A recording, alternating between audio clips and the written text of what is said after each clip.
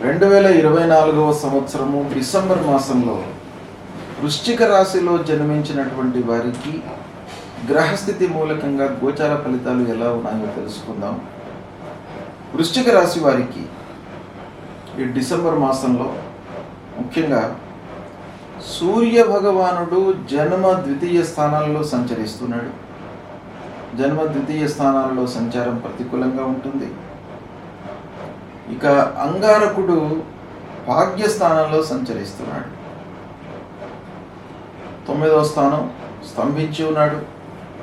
9వ స్థానంలో సంచారం గోచార రీత్యా ప్రతికూలం అయితే పంచమాధిపతి భాగ్యస్థానంలో సంచరించడం అనేటువంటిది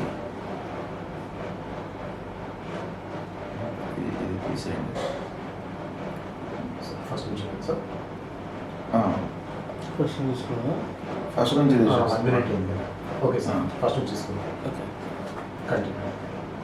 2024వ సంవత్సరము డిసెంబర్ మాసంలో వృశ్చిక రాశిలో జన్మించినటువంటి వారికి గోచార ఫలితాలు ఎలా ఉన్నాయో తెలుసుకుందాం. ముందుగా సూర్య భగవానుడు జన్మ ద్వితీయ స్థానాల్లో సంచరిస్తున్నాడు, ప్రతికూలంగా ఉన్నాడు. అంగారకుడు 9వ స్థానంలో సంచరిస్తున్నాడు.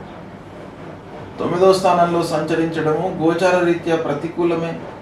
కర్కాటక రాశిలో స్తంభనమై ఉన్నాడు. అయితే వృశ్చిక రాశి వారికి రాశ్యాధిపతి అంగారకుడు గనక 1వ స్థానాధిపతి భాగ్యస్థానంలో ఉన్నాడు. ఈ కాంబినేషన్ మూలకంగా కుజుడు గోచార రీత్యా ప్రతికూలంగా ఉన్నప్పటికీ ఈ కాంబినేషన్ కొంత వర్తించి ఆ చెడు ప్రభావం ఏదైతే ఉందో అంగారకుడిది కొంత తగ్గేటువంటి అవకాశాలు ఉన్నాయి. ఇక బుధుడు జన్మస్థానంలో సంచరిస్తున్నాడు, సామాన్యంగా ఉన్నాడు. గురు భగవానుడు 7వ స్థానంలో సంచరిస్తున్నాడు, అనుకూలంగా ఉన్నాడు. అయితే వక్రించి ఉన్నాడు కాబట్టి ఆ గురువు వృషభ రాశిలో వక్రించి ఉండడం మూలకంగా కొంత షష్ఠమాధిపత్యం అంటే 6వ స్థానంలో సంచరిస్తూ ఉన్నటువంటి ఫలితం కూడాను కొంత తోడవుతుంది గనక కొన్ని విషయాలలో గురు ప్రభావం మూలకంగా కొంత ఆలస్యం కానీ అనుకున్న మేర పనులు పూర్తి కాకపోవడము ఇలాంటి ఫలితాలు ఉండే అవకాశాలు ఉంటాయి. కానీ గోచార రీత్యా మట్టుకు 7వ స్థానం బాగా కలిసి వస్తుంది. గురు భగవానుడు ఓవరాల్గా మంచి స్థానంలోనే ఉన్నాడు. శుక్రుడు తృతీయ స్థానంలో సంచరిస్తున్నాడు. శుక్రుడి యొక్క అనుకూలత బాగా ఉంది. ఇక శనీశ్వరుడు మట్టుకు అర్ధాష్టమ స్థానంలో సంచరిస్తున్నాడు, అంటే 4వ స్థానంలో సంచరిస్తున్నాడు. అర్ధాష్టమ స్థానంలో సంచారము ప్రతికూలం. శని కాదంటే స్వక్షేత్రంలో కుంభంలో సంచరిస్తున్నాడు గనక స్వరాశిలోనే సంచరిస్తున్నాడు కాబట్టి కొంత ప్రతికూలత తగ్గే అవకాశము ఉన్నప్పటికీ గోచార రీత్యా మటుకు ప్రతికూలం గనక జాగ్రత్తలు తప్పవు, జాగ్రత్తలు తీసుకోవాలి. ఇక రాహువు 5వ స్థానంలో ప్రతికూలంగా ఉన్నాడు, కేతువు ఏకాదశ స్థానంలో అనుకూలంగా ఉన్నాడు. ఈ విధంగా ఆ గ్రహస్థితి మూలకంగా ముఖ్యమైనటువంటి 8 గ్రహాలు ఈ విధంగా ఈ స్థానాలలో సంచరిస్తున్నాయి.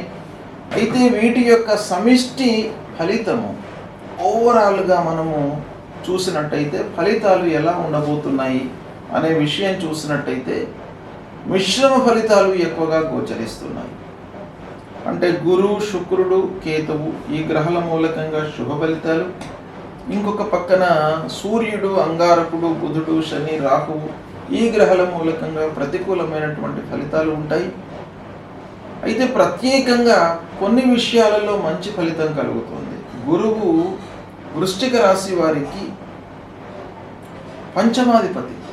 పంచమాధిపతి అయినటువంటి గురువు 7మంలో గోచార రీత్యా సంచరిస్తున్నాడు. ఇది చాలా మంచి యోగం గనక గురు భగవానుడి యొక్క అనుకూలత బాగా ఉంది వృశ్చిక రాశి వారికి.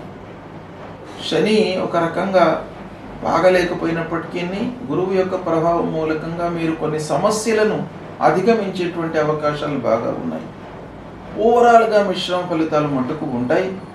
అయితే జాగ్రత్తగా నిర్ణయాలు తీసుకోవాలి. ప్రారంభించినటువంటి పనులు సకాలంలో పూర్తి కావు. అనేటువంటి ఒక శంక మీ లోపల ఉద్భవిస్తుంది.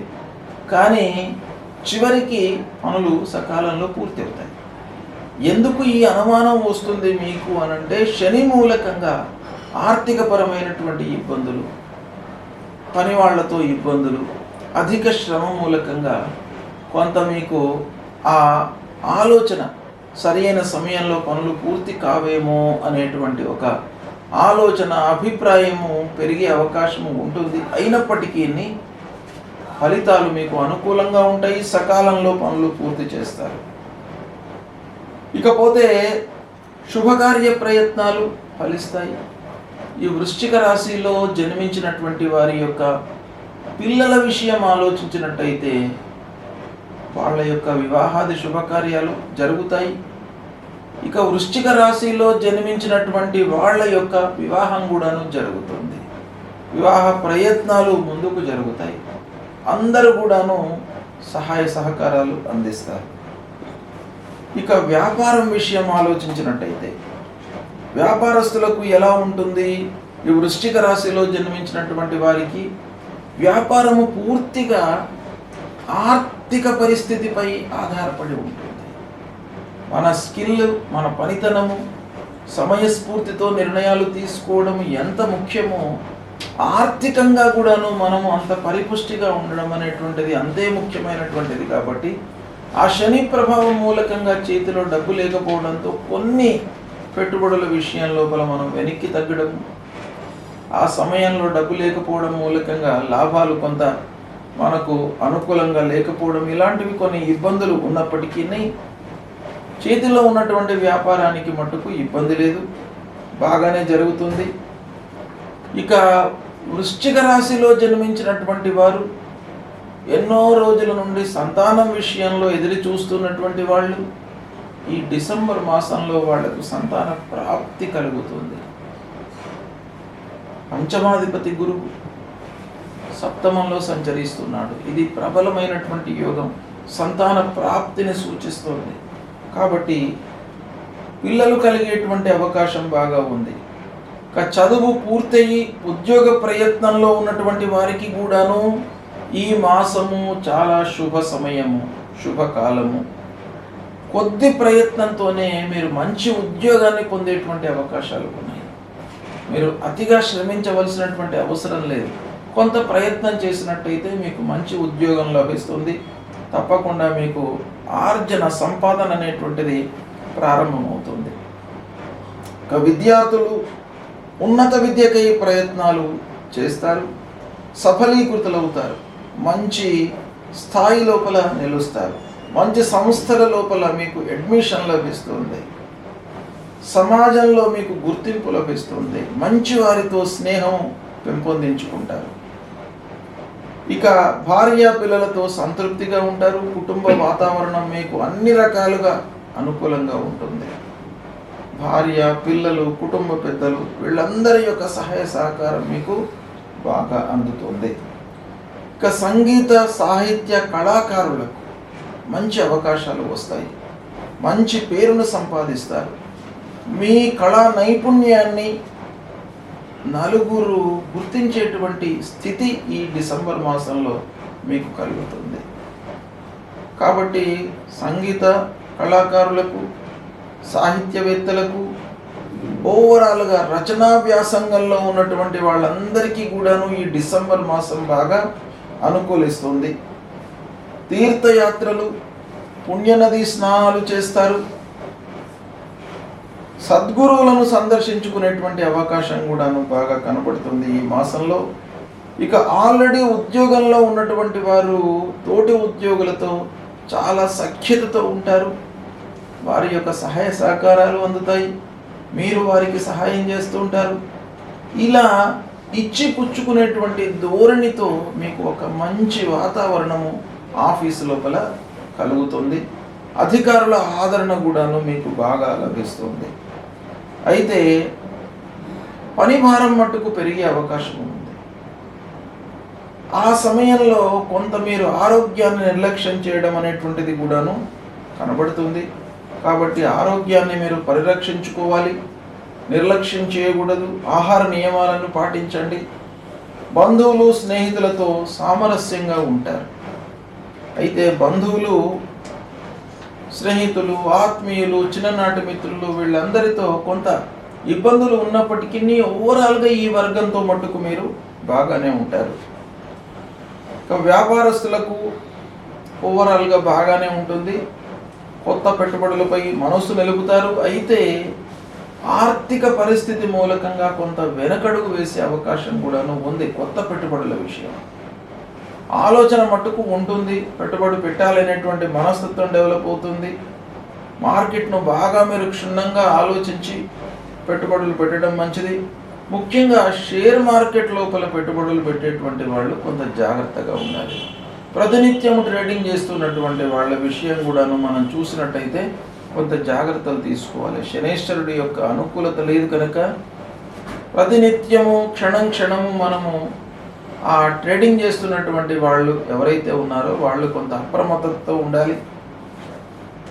ఇక కోర్టు వ్యవహారము, కోర్టు కేసులలో ప్రతినిత్యము చాలా రోజుల నుంచి ఇబ్బంది పడుతున్నటువంటి వాళ్లకు కొంత శుభ సమయము, కొన్ని విషయాలలో మీకు ఊరట లభిస్తుంది, మంచి ఫలితాలు కలుగుతాయి. ఇకపోతే కష్టానికి తగినటువంటి ప్రతిఫలము ఉండదు కాబట్టి తద్వారా కొంత మానసికంగా అసంతృప్తి అనేటువంటిది ఒక పక్కన పెరిగేటువంటి అవకాశం గోచరిస్తుంది. ఈ విధంగా మిశ్రమైనటువంటి ఫలితాలు వృశ్చిక రాశిలో జన్మించినటువంటి వారికి డిసెంబర్ మాసంలో ఉన్నాయి. అయితే గ్రహస్థితి ఏ గ్రహాలు బాగా లేవు ఈ డిసెంబర్ మాసంలో అని చూసినట్టయితే ముఖ్యంగా శనీశ్వరుడు అర్ధాష్టమ స్థానంలో సంచరిస్తున్నాడు కాబట్టి శనిని ప్రసన్నం చేసుకోవాలి. శని విషయం లోపల నవగ్రహ స్తోత్రాన్ని పారాయణం చేయండి. జపాకుసుమ సంకాశం కాశపేయం మహద్యుతం మొదలుకొని పలాశ పుష్ప సంకాశం తారక గ్రహమస్తకం రౌద్రం రుద్రాత్మకం ఘోరం సంకేతం ప్రణమామ్య. ఈ విధంగా ఈ 9 శ్లోకాలు నవగ్రహ స్తోత్రానికి సంబంధించినటువంటి ఈ 9 శ్లోకాలను ప్రతినిత్యం కూడాను మీరు పఠించండి. ఆంజనేయ స్వామి దేవాలయానికి వెళ్ళండి. హనుమాన్ చాలీసా ప్రతినిత్యం కూడాను చదవండి.